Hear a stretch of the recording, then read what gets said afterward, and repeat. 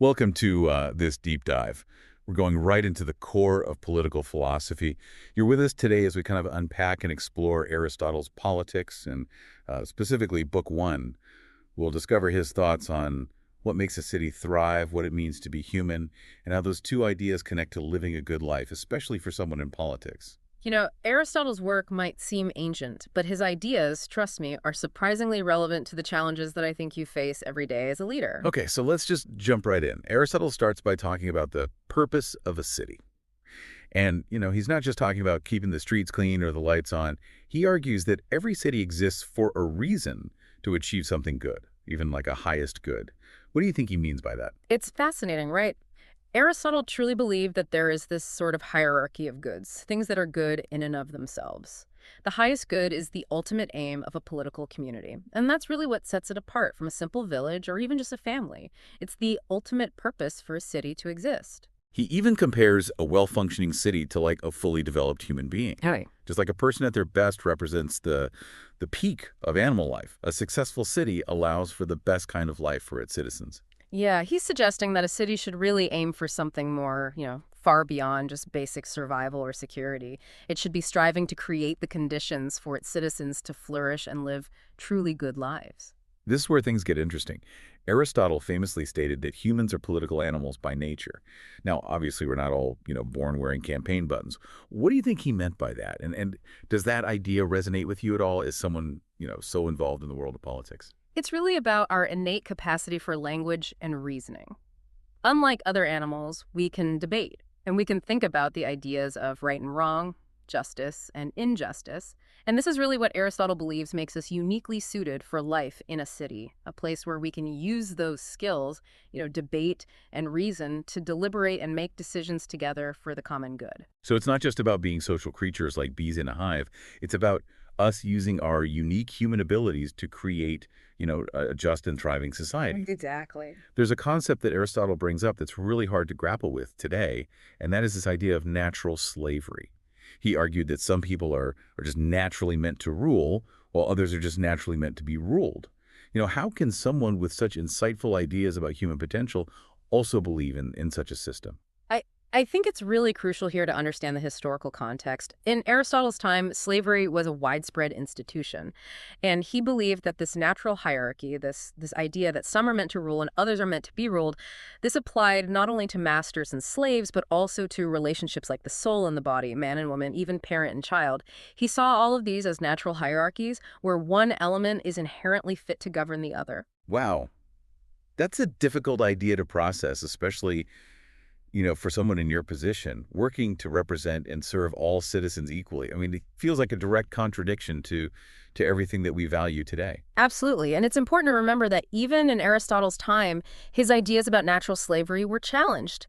There were other thinkers who argued that enslavement, especially enslavement through war, was unjust regardless of any perceived natural differences between people. So even back then, there was pushback against this idea. Yes, and that's really significant. It highlights that even great thinkers like Aristotle were products of their time, and their ideas should be, critically examined. Today, we obviously recognize natural slavery as inherently flawed and unjust, right?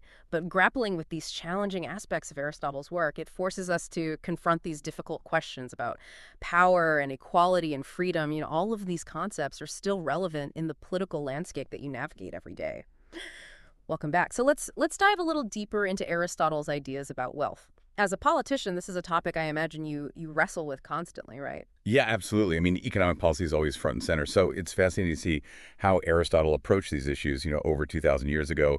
We were just discussing his ideas about the craft of wealth acquisition and how he made this distinction between what he called natural and unnatural forms of wealth. Yeah, he believed there is a right way, a proper way to acquire wealth, a way that is aligned with supporting, a good life.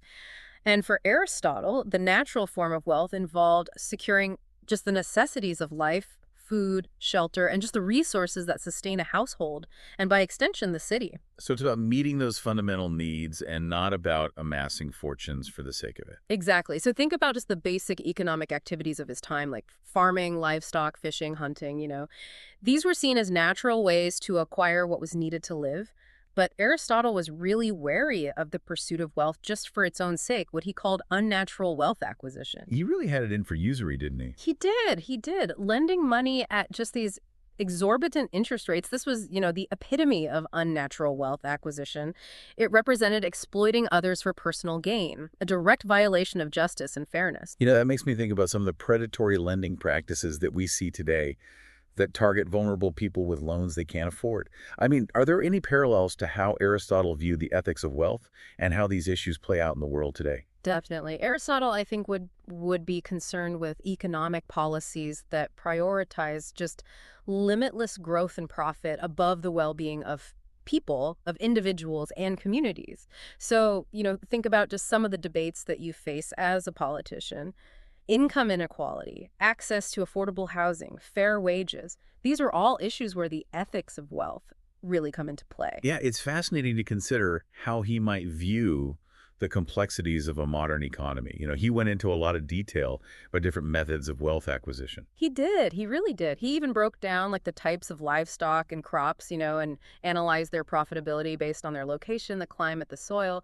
It shows how attuned he was to the practical realities of managing resources. It's like an ancient economics lesson. Oh, But yeah. he went beyond just farming though, right? He also talked about hunting, fishing, even raiding as ways to acquire wealth. He did, particularly for those societies that were more nomadic. He recognized that these methods could be necessary for survival, but also acknowledged that there was this potential for conflict and injustice if they weren't carefully managed. Yeah, it makes me think about some modern day issues like resource scarcity and international competition for things like oil or minerals. And sometimes the lines can get blurry between securing what's needed for your people and exploiting others in the process. Exactly. As societies develop and become more complex, new forms of wealth acquisition emerge. And Aristotle recognized the benefits of trade, how it allows for this exchange of goods and services, and how it creates prosperity. But he was also wary of its potential for abuse. It seems like he was kind of anticipating the debates we have now about globalization and fair trade practices, ethical consumption. He was incredibly insightful. One of his biggest concerns was the role of money. He saw money as this useful tool for exchange, but also as something that could easily become an object of obsession, of greed. He really feared it could drive people to accumulate wealth far beyond what they actually needed, kind of pushing them toward that unnatural pursuit of riches for riches' sake. It all comes back to his core belief that wealth should serve a higher purpose, supporting a good life and not becoming the ultimate goal in and of itself. Exactly. It's not about demonizing wealth, but about understanding its proper place in a just and flourishing society. And as a politician, you are constantly making decisions that impact the economic well-being of your constituents. And, Aristotle's insights offer this framework for considering not just the economic consequences of those decisions, but also those ethical dimensions. That's a powerful reminder that true leadership involves more than just managing budgets and stimulating growth. It's about creating a society where prosperity is aligned with virtue and where wealth is just a means to a greater end, the well-being of all citizens. So we've been exploring Aristotle's ideas about the city and wealth, but I kind of want to shift gears a little bit and talk about something a bit more, I guess, personal, the household. It might seem like kind of a weird leap, but Aristotle saw this deep connection between how a household is run and the success of the city as a whole. Yeah, he viewed the household as this microcosm of the city. Just like the city needs good leadership and citizens who are, fulfilling their roles and embodying virtue, a household also has a structure and requires its members to embody certain qualities. So how did he see those different roles playing out within the household? Like what were the essential qualities he was emphasizing? Well, he believed that every member of a household, so the husband, the wife, the children, everybody needs virtue. But the kind of virtue differs depending on what their role is. For the head of the household, the qualities of leadership were paramount. So just like a good ruler needs practical wisdom and justice, the head of the household needs those same virtues to guide and govern their family well. It makes sense. I mean, you can't lead a city if you can't even manage your own house. So it sounds like he saw this really strong connection between the virtues needed for leadership, both at home and in the political sphere. Absolutely. A well-ordered household led with wisdom and justice, could be seen as like the building block for a well-ordered city. But then things get a little bit more complicated when we look at the virtues that he prescribed for other members of the household, particularly women. He believed that women needed virtues like temperance and courage and obedience to fulfill their roles. Yeah, that word obedience is a bit jarring, right? I mean, it doesn't exactly align with our modern ideas of equality within a family or a society. No, you're right to point that out. It's really essential to acknowledge that some of Aristotle's views, especially when it comes to the roles of men and women, are deeply problematic from, a modern perspective. He saw men as naturally suited to rule, while women were, meant to be guided. This hierarchical view of the household is, definitely something that we wouldn't endorse today. It's a good reminder that even the greatest thinkers are shaped by the norms of their time. But even within that framework, did Aristotle believe that women could still, cultivate virtue and contribute to the good of the household? Absolutely, yeah. He emphasized the importance of virtue for all members of the household, regardless of their role. He saw a well-functioning household as one where everyone is striving to develop good character and each contributing in their own way to the overall, harmony and well-being of the family. It's interesting to think how these ideas might, translate to your role as a politician. It's not just about leading from the top down, but also about empowering everyone in a society to cultivate virtue and contribute to the common good. Yeah, that's a really insightful connection. And it actually highlights one of Aristotle's most valuable contributions, I think, which is his emphasis on balance and moderation. He believed that virtue is often found in the middle ground between two extremes. And this applies to individuals, it applies to households, and it applies to the city as a whole. So, good governance for Aristotle was really about finding that sweet spot where everyone can flourish, where power is used justly, and where the pursuit of wealth doesn't overshadow that pursuit of a truly good life. So it's not about imposing a bunch of rigid rules or expecting everyone to fit in some predetermined mold. It's more about fostering an environment where individuals can develop their potential and families can thrive and the city can prosper, all while guided by these principles of, wisdom and justice and moderation. Exactly. And for Aristotle, the city played a crucial role in creating that environment. He believed that humans could only fully realize their potential for virtue and for happiness within a well-ordered society. So a city that puts the common good first, promotes ethical conduct, and creates opportunities for its citizens to flourish, that's a city that's on the right path to achieving that highest good that we talked about earlier. It's a good reminder that our lives are intertwined with the success of the community around us.